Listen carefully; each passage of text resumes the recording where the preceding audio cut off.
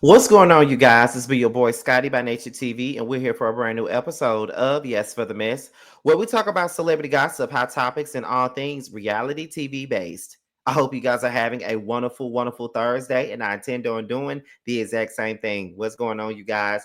Now, before we get into anything, let me let you guys know something. Now, y'all do know that the Chasing Panel podcast returns as Chasing Dallas returns as well. Be sure to tune in tonight at 9:30 p.m. Eastern Time as we have a special guest with us called YB Speaks. He's been on the Chasing Panel before. He's even done the Chasing Panel After Dark with us once before as well. So make sure you guys tune in for action-packed night of us giving our opinions on tonight's episode.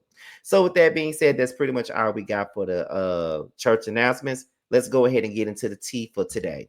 So let's get into some basketball wives tea first, because everything that we're talking about here is pretty much reality TV related.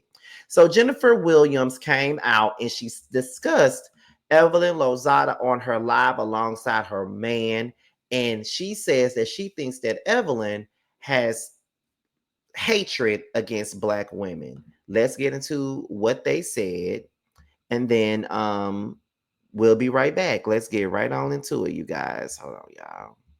Let me see. Oh, yeah, the screen wasn't shared yet. Let's get into it, y'all.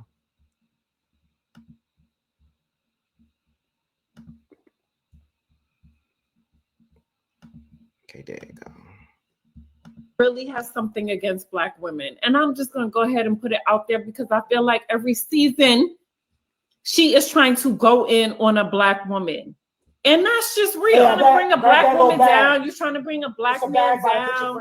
Like, cut it out. It might be. And as I said before, Jennifer is using this as a dog whistle because she know that the people don't like Evelyn, and she knows that the people have been dragging Evelyn for years about her treatment of OG with their whole colorism scandal that they had on season 9. So Jennifer is well aware of this, and that's why she's using this as a silver bullet, and I'm not here for it. And you want to know why I'm not here for it? Mainly because of the simple fact that she really trying to use this as her thing. Girl, you don't really care about colorism. You know you don't, so let's not act like you do. You don't give a okay? You don't. You don't give two rights about no damn colorism. You don't. Stop acting like you do. You know that if you know that that woman is against Black women, why were you friends with her for so long? That says a lot about you more so than it says about her, to be quite honest. And you really didn't give a fuck about how she treated any other Black woman, long as she didn't treat you like that. You didn't give a fuck. So why should we give a fuck about what you're talking about? Girl, bye. Anyway, moving on. So then that's when Brooke Bailey chose to get involved, and she says this. I really hate this. I hear your concerns, and I want to be clear. This isn't about hate or racism. Accusations like that are serious, and they shouldn't be used to deflect from the real issues that deserve honest conversation. I stand for respect across all communities, including Black women. The entire cast is Black besides Evelyn Lozada. And if there's a specific issue to address, let's talk about it directly and constructively. Unity means listening and being accountable and not tearing each other down. You know that production started this with the hot mic moment on the reunion. You decided to carry it out, and in my opinion, you're allowing people to put a battery in your back to push a narrative that you know isn't true. I'm disappointed. This is sad. Jennifer, you were once a concerned friend to Ev and voicing your opinion about her relationship without production pushing the narrative. You know this woman is not racist, and the world knows why she was concerned, why she was concerned about you, and those aren't false allegations. So stop the madness. So someone else says, so you can admit that Evelyn is pushing the narrative due to production. Brooke says, you need to reread what I said. That is not what I said at all. So someone else responded with, Brooke Bailey, Evelyn should have had a private conversation with Jennifer instead of being the bully that she is. It's okay for Evelyn to talk about her husband being a fraud, but when Jen says something about her daughter having a baby by a felon, she a person who, as a woman, come on. Evelyn knows Jennifer is scared of her, yet stay bullying her. Brooke says, Ev tried to have personal conversations with her. Maybe you missed that part. And what does her daughter have to do with her? If Jen had a daughter and that was the subject, I get bringing up Evelyn's daughter, but she doesn't. Someone else says, I don't think you're being fair about this situation. You are picking a side instead of being mutually in between. Brooke says, I'm not picking a side. I just know the truth because I was there. Now, there may be a little bit of truth to what Brooke is saying, but at the end of the day, Brooke, Evelyn is racist. She calls CC Ling Ling. And if that ain't no racial slur, I don't know what the hell is. Okay? And what the hell isn't. Ling Ling is a racial slur. That's the nail shop lady. We already know that.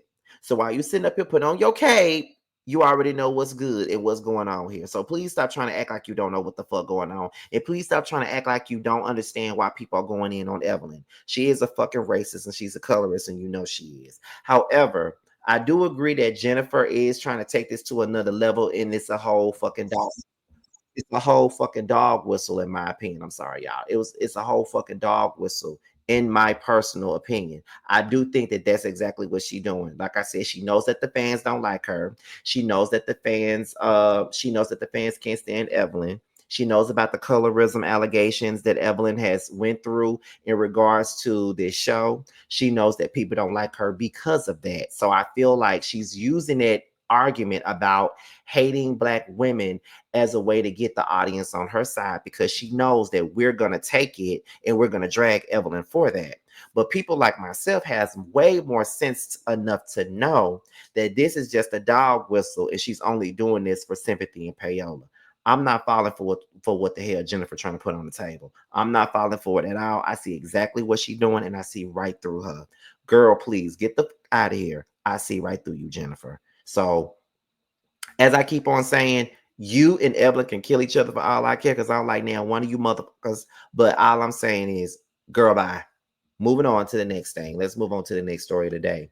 Next story today is Shamea and Porsha. Okay. Now, Shamea is at this point to where she responds to being called a lapdog. And she also brings up, the things that's been going on between her and Porsha since the show has aired. So let's get into the lapdog accusation first. Let's get into that. About people viewing you as Portia's lapdog.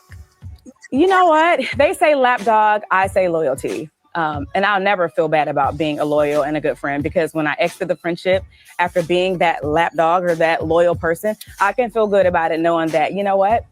I treated this friendship like I would have wanted her to treat it. And I have no regrets. Well, I hope that I hope this is a bump and not a stop. I'm going to leave that up to her because for me, I am stopping. Really? Yeah, I'm not doing anything more. I'm done. At this point, it's mercy. Like, grace has already been extended. I want some things to be reciprocated to me. Okay. Absolutely. Okay. I want some of that same loyalty because I didn't know that we were beefing even. I didn't know that she didn't come to my wedding because we were apparently beefing. So we were beefing. Then why would you come to the one in Atlanta and not the one in Kansas? It's just a lot of confusion and I hate it. Okay. I do too. Now, let's be clear here. I get exactly what Shamea is saying about people calling her a lapdog, but she calls it loyalty, and how she's putting a stop to this relationship because she wants things to be reciprocated. I also understand that too. So let me just say this. With me and Terrence's friendship, I want to use me and Terrence as an example because I don't hear this about me and Josiah, and I don't hear this about me and Aaron.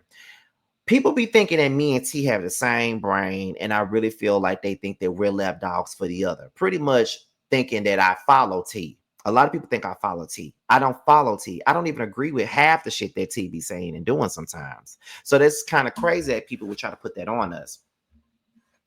But at the same point in time, when it comes down to Shamea and Porsha, Shamea does go along with whatever Porsha wants. She goes along with that because she feels like as her friend, that's what she has to do. But in all reality, that's not what you have to do just because that's your friend. If she your friend, she your friend. But that don't mean that you got to agree with every egregious thing that this girl does. And in my eyes, I keep on saying, Shamea, what took you so long to realize that Porsha is a bad friend to you? Because she's shown that she's a bad friend time and time again. Season 9 is really the biggest thing that you could have seen that showed you that she wasn't your friend like that. Like for real. Like you could have seen it even then. So I don't even understand what got you to this point right now, honestly. So I mean, I'm glad that you're seeing it for the most part, but I do think it was a delayed reaction. But however, we're gonna go ahead and get into the part where she gets emotional about her rocky relationship with Porsha. Let's get into it. You were very emotional during the commercial break just now. Yes, absolutely. I mean, this is, what I thought was my real friend for years. It's like a relationship. It's not something that you can just get over overnight. Yes. And I know people are like, oh my gosh, Shamea, wake up. Oh my God, but y'all don't understand. Y'all haven't been in this friendship. Porsha's somebody that I felt like was my sister. So I think she still is your sister. And I think you guys are going to get past this. Okay. Yes. Oh my God, I cried too much. You're okay. You were very Shamea. Okay, so that was Shamea having an emotional reaction to talking about her relationship with Porsha. Now, I don't like Porsha. We already know that. We know this already. And I, for one, really always felt like Shamea was a decent friend to Porsha, way more decent to Porsha than Porsha ever was to her. So that's my honest opinion about that.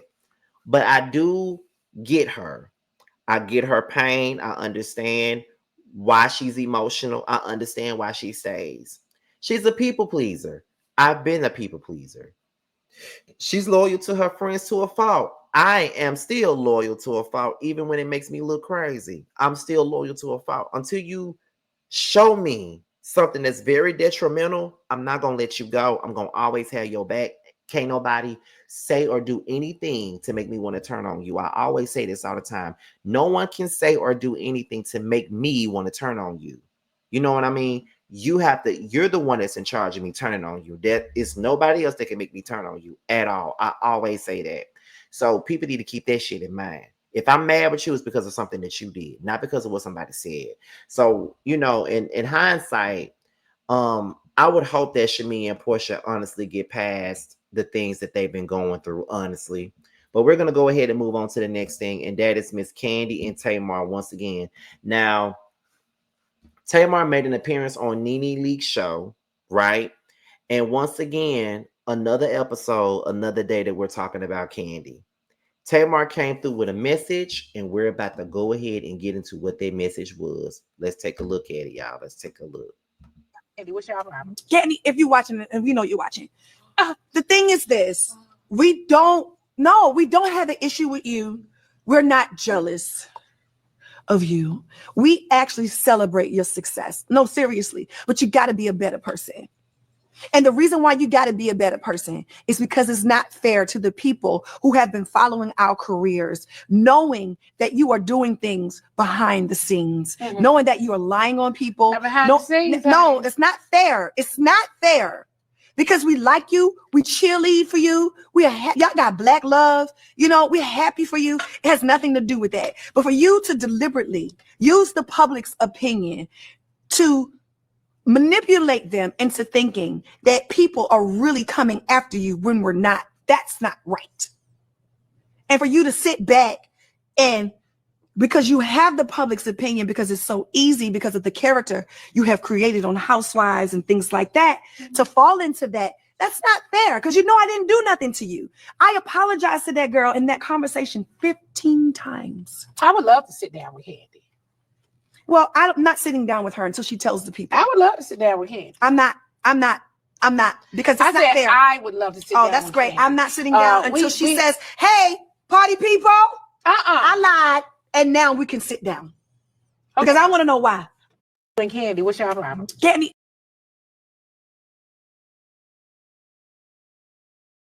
Now, that was Tamar on Nene's show talking about Kandi.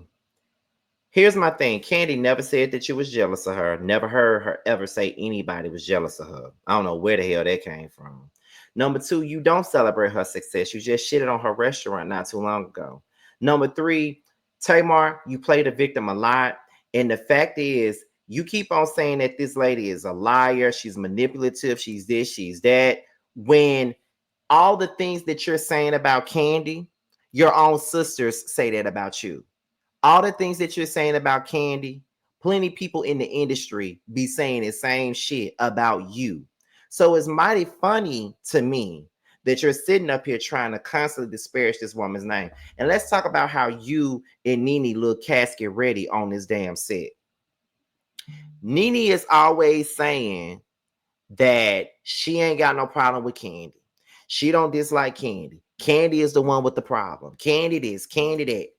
All you do is sit on this show and talk about Kandi. This is probably your 4th episode, and Kandi been brought up in all 4 motherfucking episodes. And make you look pressed like a panini, and that she's embedded in your motherfucking brain. Because why the hell are you still talking about Kandi? Kandi don't ever bring you up. Kandi don't ever talk about you. What the fuck is really going on? And Tamar, girl, shut the fuck up, because you can never back up nothing that you say. The moment somebody call K Michelle name, you can't say nothing, because you know that's the person that's gonna really give it to your ass. She already gave it to you last year about that country music comment that you made. Shut up, Tamar. Everything ain't about you. I wish you would leave well enough alone and just be quiet. You always bringing that woman up. That woman don't be thinking about none of y'all. And Nene got to settle for a damn YouTube show because she can't do shit else due to the fact that she's been blackballed. And then she's talking about, I would love to sit down with Kandi. Sit down with her for what? So you can keep on shading her. That's why when I saw you and Cynthia doing this show together, although I used to, although it's good for people to forgive and forget, I just know that you are very fickle. You will say one thing and then do another. You know what I mean? Like you'll pretend like, okay, me and Cynthia ain't got no problems. I love me some Cynthia, honey. I do. But then you'll turn around and then you'll diss her and throw her to the wolves. You know what I mean? Soon as somebody make you mad, but then you act like you don't understand why people don't like you. I just think that Tamar is full of it. I don't like Tamar. Y'all know I never have.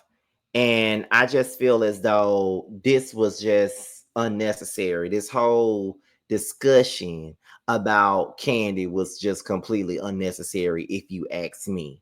But Tamar gonna get enough of speaking on other folks. Tamar gonna get enough of always opening up her wide ass mouth about other people's business. She gonna learn one day.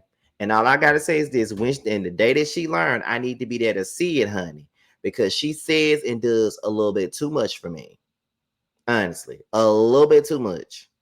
But that's all I really got to say on this, y'all. I mean, I don't know what more y'all wanted from this. I didn't really expect to go through it this way, but girl, that's all I really got for this. That's all I really got, y'all. But I just want to tell you guys, thank you guys for all the support. You know what I mean? Thank you guys for everything. I really appreciate you guys. And I'm going to try to give you guys some more content this weekend, like some story time, some music content and stuff this weekend. I'm going to try. Because I just caught up on all my content that I missed out on while I was in Mississippi. I just caught up on everything. So just bear with me. Y'all are getting back on point, y'all. Okay.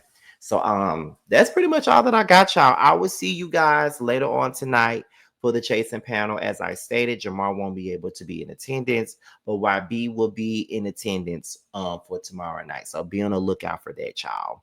So with that being said, you guys, this is your boy Scotty by Nature TV. Be sure to like, rate, comment, subscribe, share this video, and also click on the notification bell so you can be notified whenever a video drops. And if you want to follow me on any form of social media, my Twitter, my Instagram, and my TikTok will be down below. With that being said, you guys, your boys up out here. And until my next video, I'll holler at y'all later.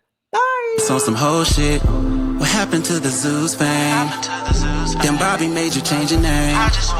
For a show, still searching for a ring. Pray these hoes find better days. Cut off everybody. Don't trust nobody. Play with everybody. Don't have nobody. Cut off everybody. Don't trust nobody. Play with everybody.